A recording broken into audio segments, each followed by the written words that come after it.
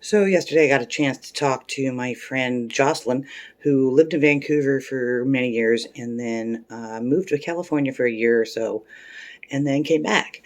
And I'm glad to have her back.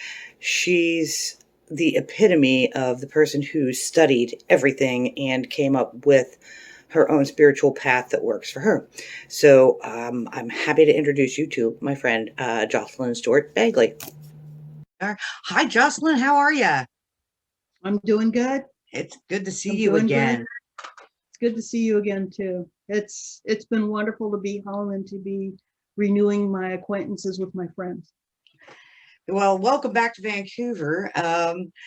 We've known each other a couple years, mostly on the internet, a couple of times in person. Yeah. Mostly on the internet. I met you through the spiritual community, through people like Angela and Jeff, and it's so it's been we've got a lot of people that we have in common. Yeah. Yeah. So, I know you and a handful of my friends know you, but most of the people that watch my channel don't know you. So, why don't we start by introducing yourself and how you define your spiritual self? Um, I am a 61-year-old female who has lived in the Pacific Northwest or along the West Coast all my life. I am a college graduate, University of Oregon, go Ducks. Um, I have a Bachelor of Science, Social Sciences and Public Relations and Advertising with minors in Sociology and Psychology. I went to college because I thought I was going to be in a big PR firm, and then I thought, oh, maybe I want to be a TV anchor, and then realized I was a much more private person, and so I couldn't really be that. Um, my dad worked for the Corps of Engineers, which meant that we moved, um, starting when I was about in eighth grade, from Portland, where I went to a Catholic grade school. We moved around to a variety of small Eastern Oregon, Eastern Washington towns. Um, and so many times we were the first Black people they'd ever met. And here I was, this nice little girl. I wasn't so nice. I was a brat. I was a smart ass. I was in Catholic grade school educated.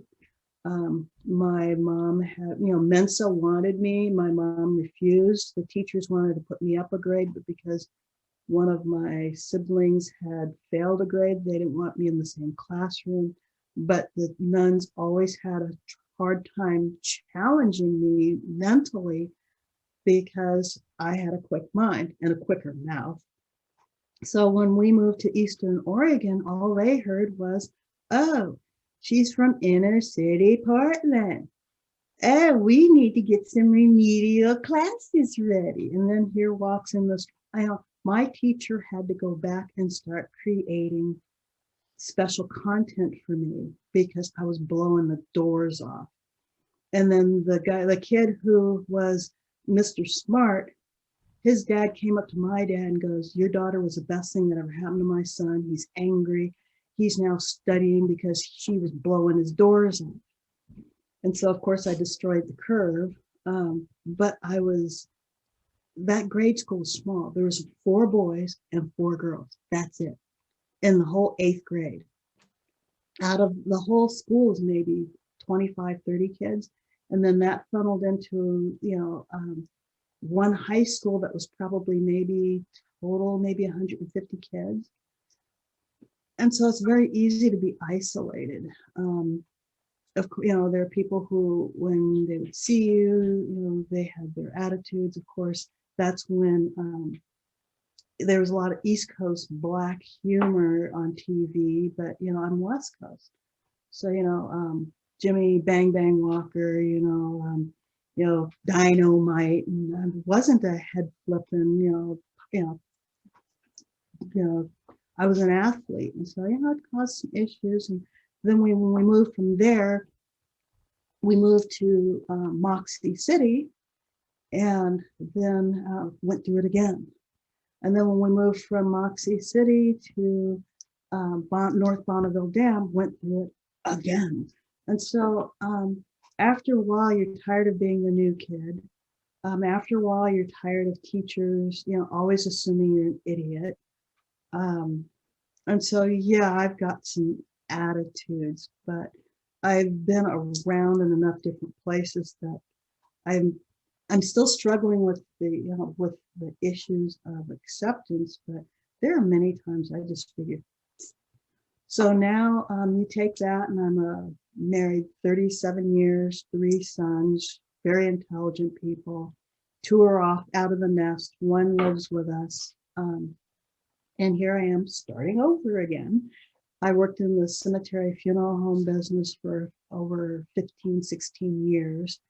And I got out of that because I started having what I describe as compassion fatigue. I know what it takes to comfort others, to get them not to where they were, but to another level of comfort with themselves and with what's happened. Did it again and again, hundreds of times, hundreds of families. Out of literally hundreds or even thousands of families I worked with, 2 to 3% didn't like me. And I said, and so I have this mentality that people who don't belong in my life will take themselves out of my life. And so they took themselves out of my life. So in a nutshell, that's probably the best description. Now I'm doing a business where I work with people. I sell insurance, and I'm training, and I'm training how to best to serve people in my age group, and a little younger and a little older, to help consolidate what they have so that they can live the rest of their lives in relative comfort and leave a legacy. So does that, and that's all done in and around my spirituality, where I have a belief that we are here to serve each other. Some do it a little bit better than others, and some people's service is to be that fly under the saddle to spark growth, or to spark us being thrown off the horse because we didn't belong here in the first place. So there you go. What else do you want to know? Well, you mentioned earlier, we were chatting a little bit about being an empath. And I warned you I would bring it up. So tell me about how that has affected your life.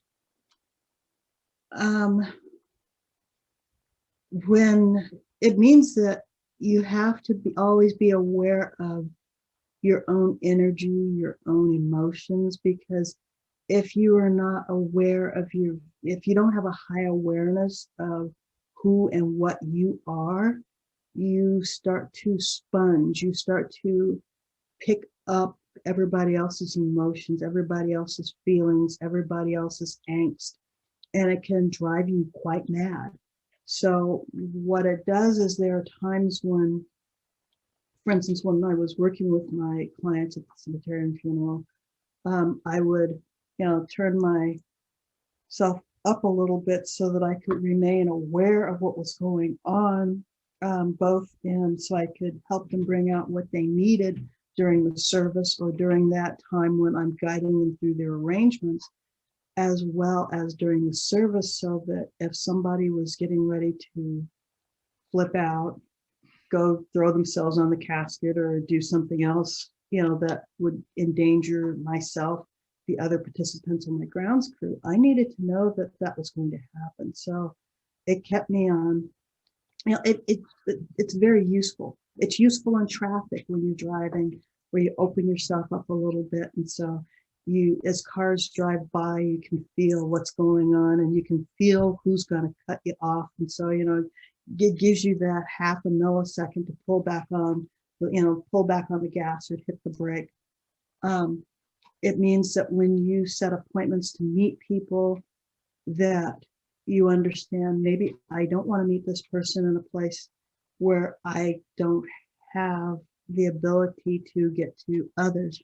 So what it's meant for me is it's kind of like an early warning system. Um, and when I was a child, my dad actively helped train me to see these things. Um, and so as you go along through life, you meet people and you see kind of what I refer to as the peanut gallery around them, because everybody's got kind of a crowd with them, and sometimes you want to associate with that crowd, sometimes you don't. And so being an empath has just been, because people will say, well, how did you know that about me? Or what made you make that assumption? And sometimes, you don't answer that question. You just go, but was I right? And and then, so being an empath has been a blessing and a challenge. Yeah. And I won't say a curse, because it's not a curse, it's a challenge, because it's an ability that has to be trained and it has to be listened to, because if you turn it off saying I'm not going to be this, then you end up turning off like a third of yourself. And when you see people who are super closed down, you understand that there's a big piece of themselves that they're not accepting. And so Yeah, and I find that a lot in the mental health business. That's the problem there. So how do you define your spirituality? I know that you come at it with a kind of a different twist than a lot of people.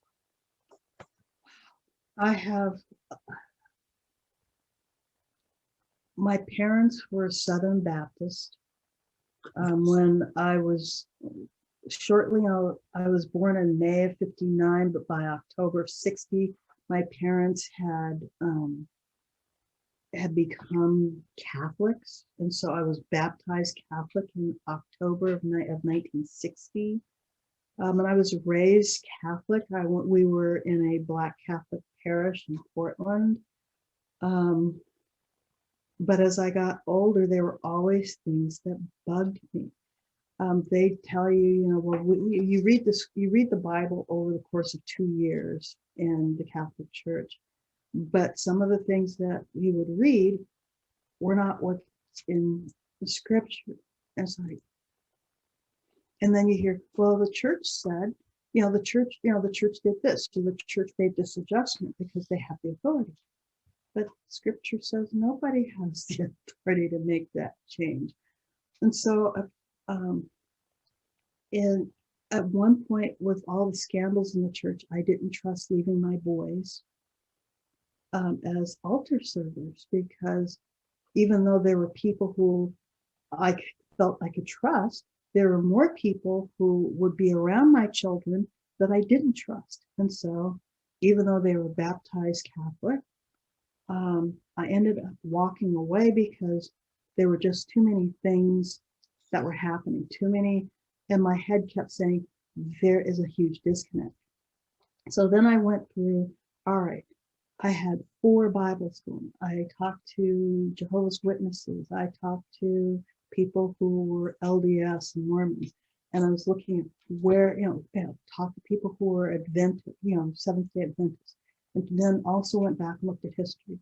When did people stop acting like, and instead of using Jesus, I use the Hebrew name now, Yahusha, based on the name that is in the old writings. My name is Yahu. Yahu is my name. And it just kept going. Where did this break come from, where this is who we say we believe in, and this is the church we have now? And as I did that studying, I found it was money. It's always money. And they started taxing people who weren't Jews, who were Jews, or who broke bread and worshiped with the Jews. And so, hey, I don't want to pay that tax. I don't want to pay that to Constantine. And I don't want to be killed because I'm hanging out with those people. And the more I looked into it, the more I felt more comfortable. I mean, at one point I thought, well, maybe I should be Wiccan. And so I hung out with people who were pagans. And I still have a lot of very dear friends who are pagans. And that also blew me away. How come the Christians are doing the same holy days as the pagans, but they're just calling it something different? And all my pagan friends are going, because they know it's pagan. And you have all these Christians going, well, it was blessed. It's like, but, and so it's just been very funny. Of the people who I've talked to, my pagan friends are very supportive of my journey. It's like, you are where you're supposed to be. And but some of my Christian friends, they look at me and they go, you're using language and prayers, and you're a legalist, because I want to follow the Torah, the 10 Commands. I follow the 7 festivals, and it's just been a very interesting journey. And it's been over the last 5 or 6 years that I finally just said, this is who I am. And if you don't like it. And I find that is extremely refreshing.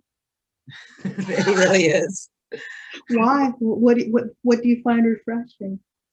That you are able to sift through all those texts and all those traditions and all what the history, and come up with a kernel of truth that fits you, that makes you comfortable, and makes you feel like you're in the right space doing the right thing at the right time, which I think is what spirituality is for.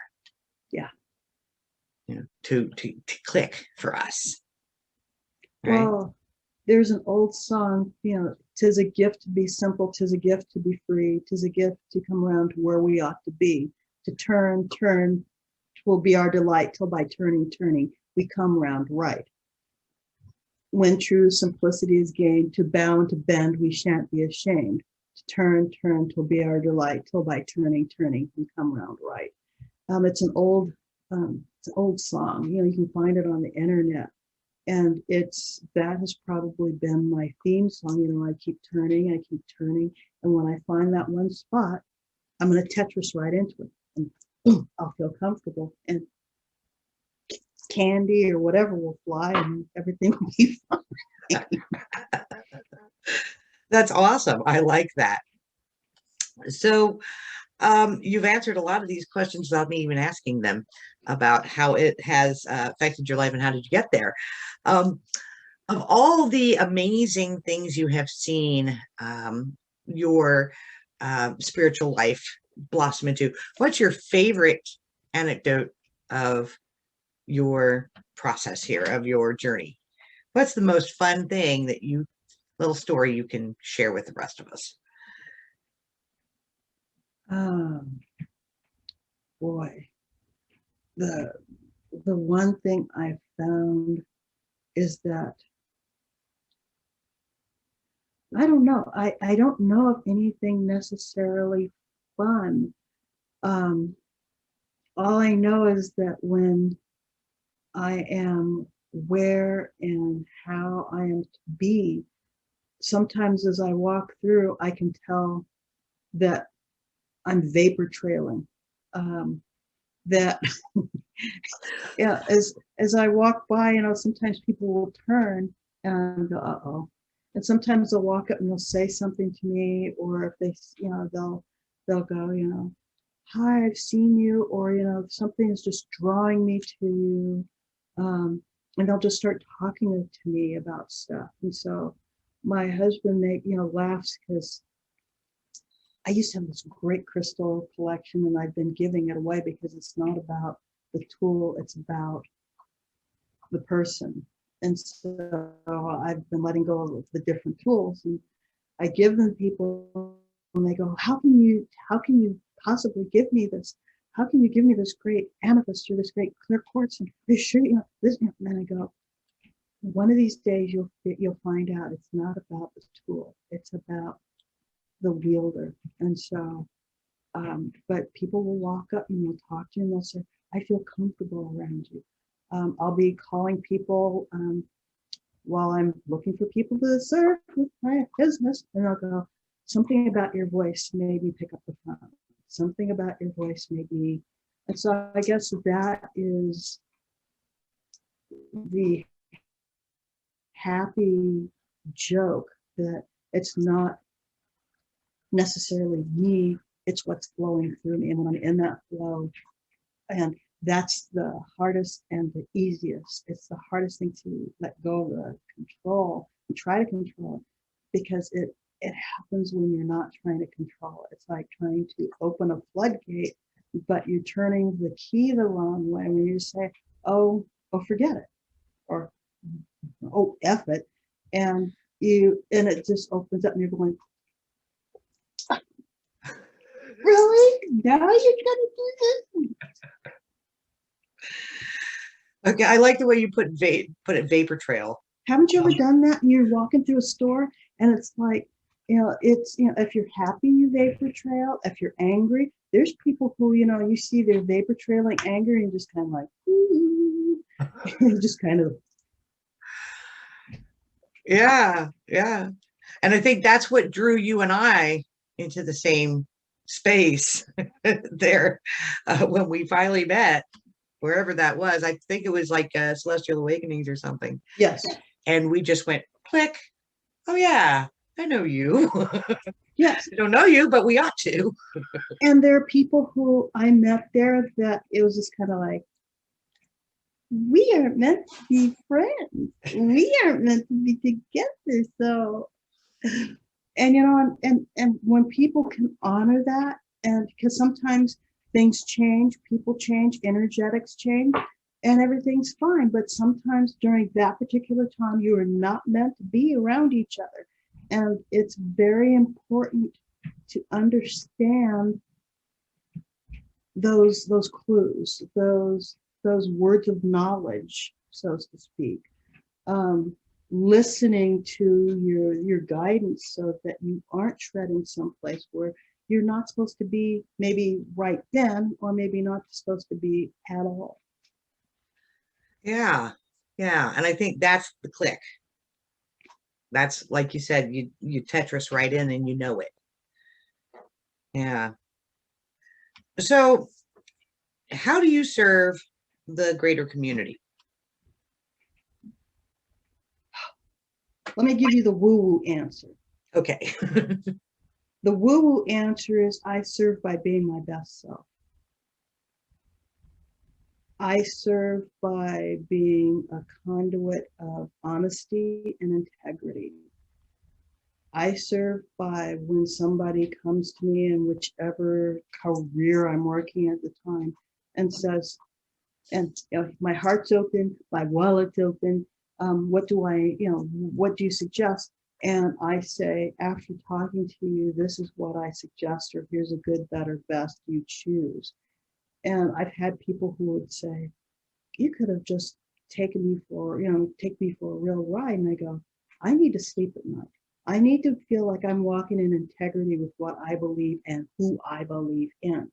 And if I take you for something that you don't need, then am I serving you? No. Am I serving my Elohim? No. And so I serve by being authentic, integrity, and courage. It doesn't mean I'm that way all the time. I fall down, I trip, I step in shit. But it's the important thing. And I kind of went through a dark day the other day, and I stepped in some spiritual shit.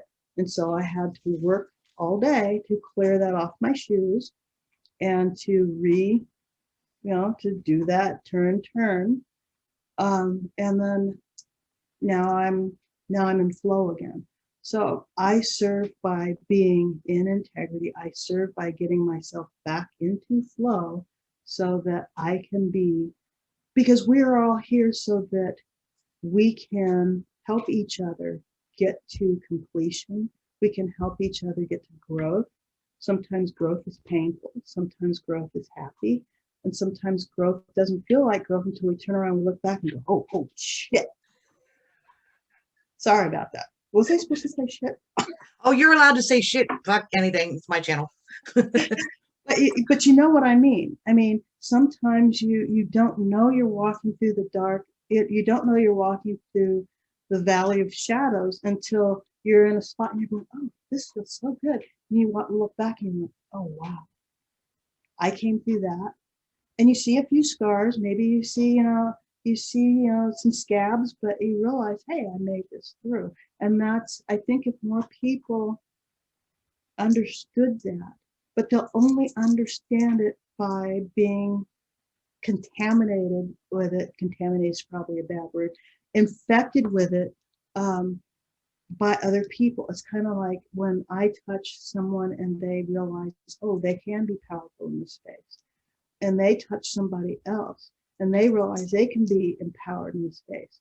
So the truest meaning of service is just being your own best self. I like that. I love that answer. That's fantastic. Woo woo or not, I like that answer.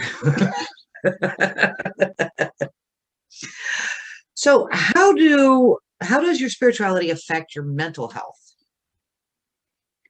Remember, I just told you that I went through a dark day yesterday and I stepped in some spiritual shit. Yeah, I was going to come back to that. Well, that happens. And I think part of it is societal. I think part of it is where we all have to transform. We are that filter. We are that canary in the mine where we have to say, okay, there's something really dank going on, and I'm going to process it and I'm going to leave it behind. Do you remember Dune, the litany of fear? Right. And I will see the fear, I will let it go through me. And then when I turn my eyes after it's gone, it is behind me. With those dark days, again, it's flow. Just let it flow through. Don't grab onto it. Don't let it stick. And then just let it go. And go, stand out in some trees, stare out the window, pull out my scripture, read, listen to music.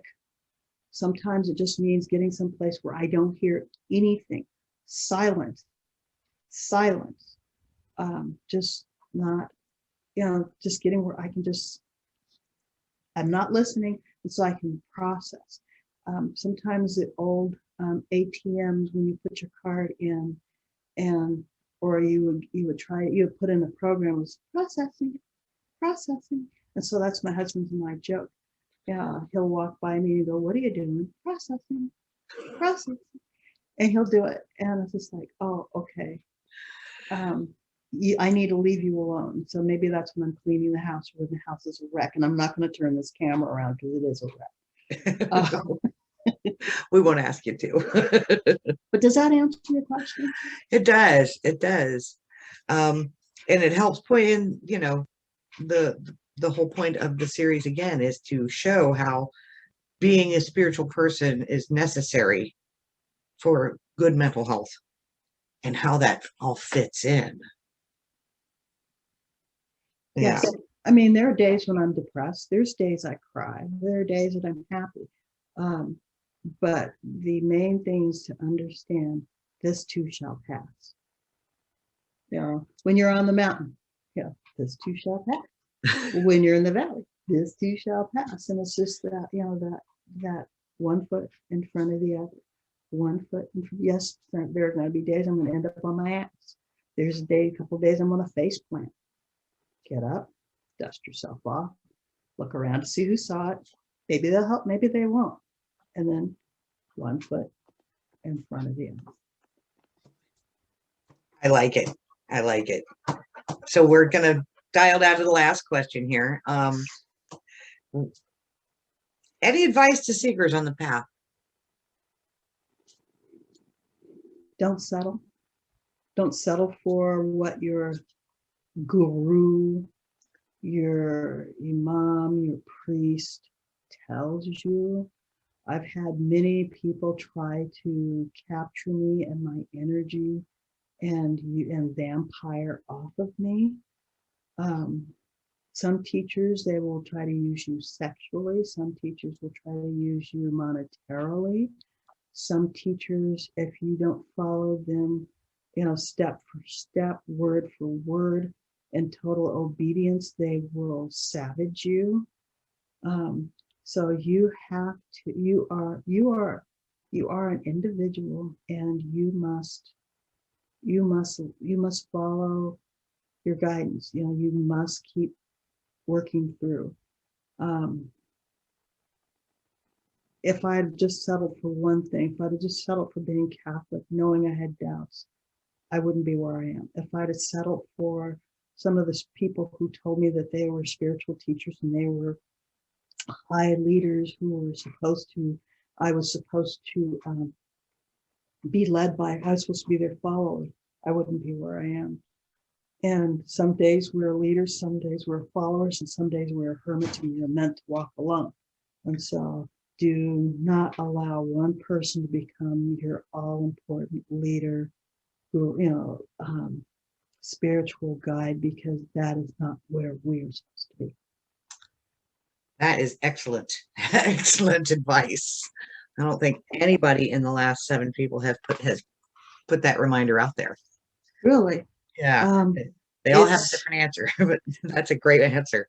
Well, I mean, how many times have you, in your spiritual journey, in your walk as a mental health counselor, you were talking to somebody and they're going, well, my spiritual teacher told me, and you were thinking, they're making you a spiritual prostitute. They are using your spiritual energy. They're literally fucking you to birth their own power. And you need to stop to think, is this feeling okay to you?